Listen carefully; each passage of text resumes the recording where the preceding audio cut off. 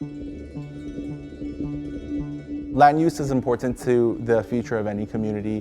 It could be used as a tool of harm. It could be used as a tool of healing. Pick a city, and the freeway runs through what was the Black community. Through urban renewal, the town of Emery Grove was raised. People were intentional in creating policies that created division and dispossession. Racial covenants were enforced by the state and enforced by the city. My parents couldn't find anyone who would sell them a house. The people that are affected the most by the land use restrictions right now are people of color. Here in Milwaukee, Black and Latino homeownership is half of what the white homeownership rate is. We have to find creative ways to correct the wrongs of the past. We, in coalition with a lot of other folks in the area, demanded that the city look at its land use policies from a racial equity perspective. Once we did that, things started to fall in place. Our city council created opportunities for higher density throughout the city, and in particular created sensitive area residential neighborhoods, the neighborhoods that are still largely low income and populated by people of color, and put special protections over those so that as they redevelop, they can redevelop without displacement. The development that we are building will be called Heritage Emery Grove because it is a recovering of the heritage that was lost during urban renewal. To complete the development, we needed to change zoning in order to accommodate a higher density. Speaking with one voice for justice enabled us to have policy change so that we can do the kind of work that changes community together. After learning that the city of Long Beach secured the funding to rezone the Anaheim corridor, I wanted to figure out how we could help prepare the community for the conversations that were coming. Community members came to learn about zoning and planning, talk about their sense of place, their memories, their vision for the community. So when they came into the city's process, they were ready, they were rock stars. Es importante que involucrarme en la zonificación porque si yo no soy parte de eso, es como si dejara que decidieran por mí.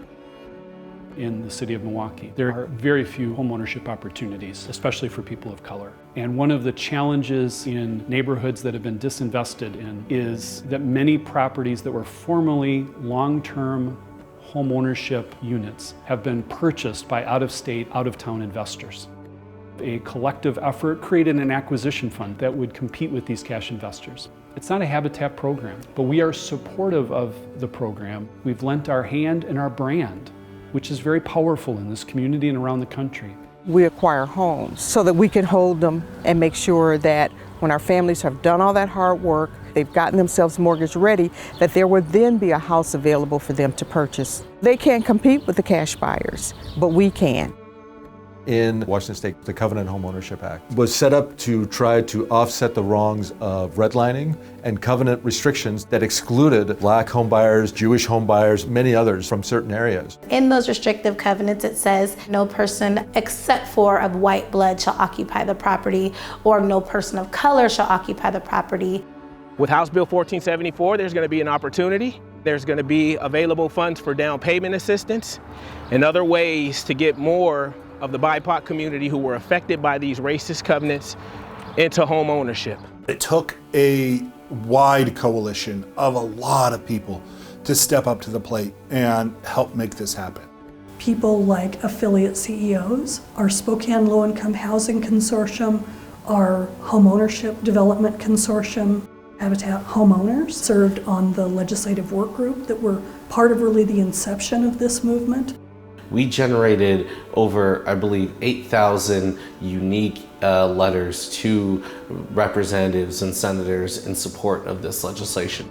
The Covenant Homeownership Account Bill is a game changer. It's time to prepare the harms of the past in order to make sure that we can have a more equitable future. We need to take a much broader look at zoning and look at how we can zone communities so that everyone has the ability to live there and live there affordably. Nothing will change unless we change it. Habitat can't do this alone. The only way we could do this is by working every day in advocacy. What we have found is that if you do things to benefit communities of color, and particularly the Black community, that all of the quality of life indicators actually increase for everyone. Definitely policy change is very important, but really having people understand their own power and being able to walk in that power and activate that is really where our sustainability lies.